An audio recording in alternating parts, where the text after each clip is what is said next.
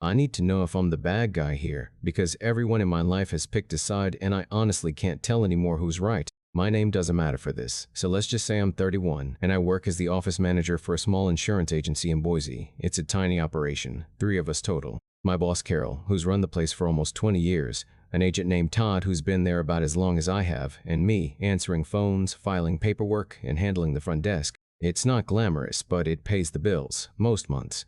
Last month, my car's transmission started slipping on the highway on my way home from work, and the shop quoted me $640 to fix it. My savings account had $210 in it after a vet bill for my cat's dental surgery back in March, so I was already behind before any of this happened. I'd been eating a lot of rice and beans, putting off a haircut, the usual stuff you do when you're trying to stretch a paycheck that doesn't stretch that far. 2 Fridays ago, one of Carol's oldest clients came in to pay his quarterly premium. His name's Mr. Whitfield. He's in his 60s, retired from the railroad, and he always pays in cash because he doesn't trust cards or automatic withdrawals. I counted it out at the front desk, $420, wrote him a receipt, and he left around 11 that morning. About 10 minutes later, I noticed his wallet sitting on the counter right where he'd been standing. He must have set it down to dig for his ID and just walked off without it. I called the number we had on file and his wife picked up, said he was already halfway to his next errand and wouldn't be back near our office until the following morning, so the wallet sat in my desk drawer overnight. I remember locking up that evening and glancing at the drawer before I turned off the lights, thinking nothing of it yet. I want to be honest about what happened next, because I've gone back and forth for weeks on how to even say it out loud. The next morning, before Carol got in, I opened it. I told myself it was just to check if there was anything perishable inside, a bus pass, a prescription, something that needed attention before he came back. Inside, there was cash. Not the $420 he just paid us, that was already locked in our deposit box. This was separate, folded behind his driver's license, $300 in 20s. I sat there at my desk with that drawer open for longer than I want to admit. I called my friend Renee on my break and told her what I'd found, not asking her permission exactly, more just talking it through out loud. She said the obvious thing, give it all back, don't even think twice. I told her I was thinking about it anyway, and she got quiet and said that was between me and my conscience. I told myself a few things that afternoon that felt reasonable at the time. That he clearly wasn't tracking that cash closely if he could misplace $300 folded behind his ID and not panic about it. That I would still be doing the right thing by returning the wallet itself, his license, his insurance card, his debit card, everything that actually mattered for his day-to-day life. That the cash was just cash, and cash doesn't have a name written on it. I took $120 out, left the other $180 inside. $120 was almost exactly what I still needed to cover the rest of my car repair after what I already had saved, and I told myself that math meant something. The next morning, Mr. Whitfield came in a little embarrassed, said he hoped he hadn't caused any trouble.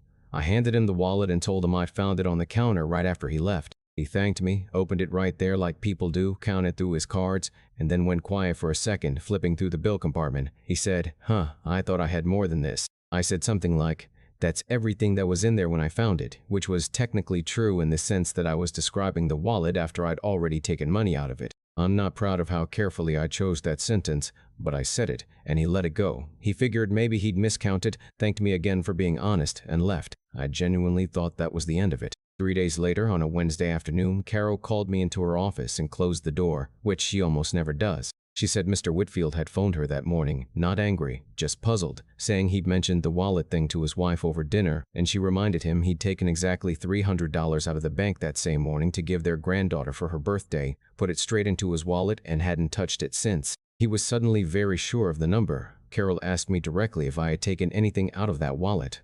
I want to say I lied smoothly, but I didn't. I froze for a second, and then I told her the truth. All of it. The $120, the car repair, the reasoning I'd talked myself into. I've known Carol for 6 years. She's not just my boss. She wrote me a reference letter from my apartment. She came to my mom's funeral 2 years ago. Watching her face while I explained myself was one of the worst 5 minutes of my adult life. She didn't yell. She just asked me to bring her $120 in cash by the end of the day, so she could return it to Mr. Whitfield with an apology from the office, and she'd decide afterward what that meant for my job. I paid it back that afternoon, plus $20 extra I'd thrown out of pure panic and guilt, so he'd get back more than he lost. Carol didn't fire me. She gave me a written warning, the first one I've had in 6 years there, and told me flatly that she couldn't trust me with cash handling the same way anymore. That meant no more counting the deposit alone at closing, no more locking up by myself. It's a 3-person office, so a change like that doesn't stay quiet. Todd noticed within a day and asked me point blank in the break room why I suddenly needed a witness every time I touched the till. I told him the truth, mostly because I knew he'd hear some version of it eventually anyway. Here's where it gets complicated for me, and why I brought this to my family before I ever considered writing it out anywhere. I told my sister the whole story on the phone, expecting her to tell me I'd messed up, which she did, but my brother-in-law jumped on the call with an opinion I wasn't ready for. He said if I'd found that same $300 loose on a sidewalk with no ID attached to it, a lot of people would call that a legitimate finder's situation, and the fact that I gave back everything identifiable, the cards, the license, the actual wallet, should count for something in my favor. He said the real mistake wasn't keeping cash I found, it was lying about the amount the moment Mr. Whitfield asked.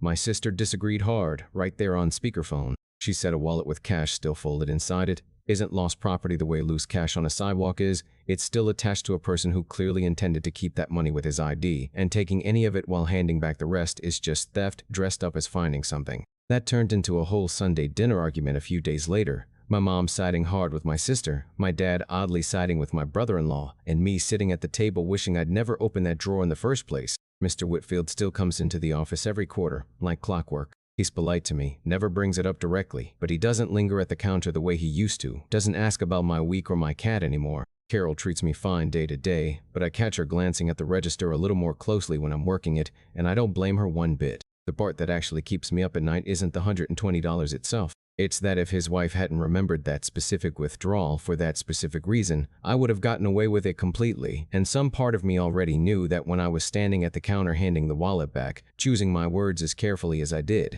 I paid the money back. I fixed my car. I still have my job, technically, even if it doesn't feel entirely like the same job anymore. Nobody called the police. Nothing went on any official record beyond that one written warning sitting in my file. So now my family's split down the middle, my boss trusts me a little less than she used to, and I still don't have a clean answer for myself about where finding something ends and stealing something begins. AITA for keeping the cash I found in a wallet after returning the wallet to its rightful owner?